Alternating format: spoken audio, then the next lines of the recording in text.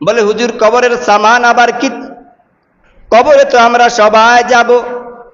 এ আল্লাহর বান্দা ভালো করে শুনে নাও, এরে আম্মা জান, কবরে যাবেন তো কবরে কি নিয়ে যাবেন?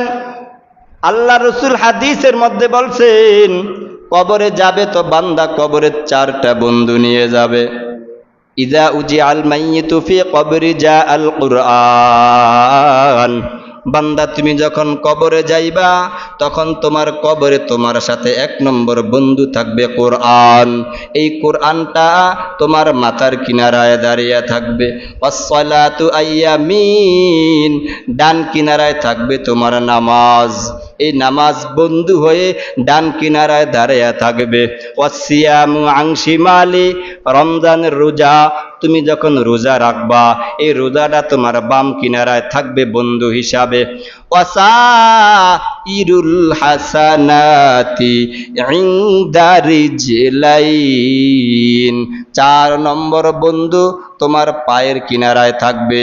বান্দা তুমি দান করেছো মাদ্রাসায়, দান করেছো মসজিদে, দান করেছো এতিম মিসকিনকে, মানুষের উপকার করেছো, মানুষকে তুমি অনেক সুন্দর কথা বলে উপকার করেছো, ভালো কথা বলে উপকার করেছো। এই কথাগুলার বিনিময়, দান করার বিনিময়, চার নম্বর বন্ধু তোমার মাথার কিনারায় দাঁড়ায় থাকবে। এখন তোমার চিন্তা করা দরকার, এ চার বন্ধু আমার আছে কিনা। এক নম্বর বন্ধু কোরআন, আমি কোরআন শিখতে পারলাম কিনা, আমার সন্তানটা কোরআন পারে কিনা, আমার মেয়েটা কোরআন পারে কিনা, কোরআন পড়লো কিনা।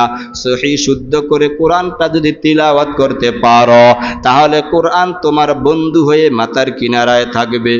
নামাজটা যদি সহি হয়ে যায়, ডান কিনারায় বন্ধু হয়ে থাকবে। রোজাটা যদি সহি হয়ে যায়, তাহলে বাম কিনারায় বন্ধু দাঁড়ায় যাবে। দান সদকা যদি তোমার নিয়ত ভালো হয়ে যায়, তাহলে তোমার পায়ের কিনারায় দাঁড়ায় থাকবে।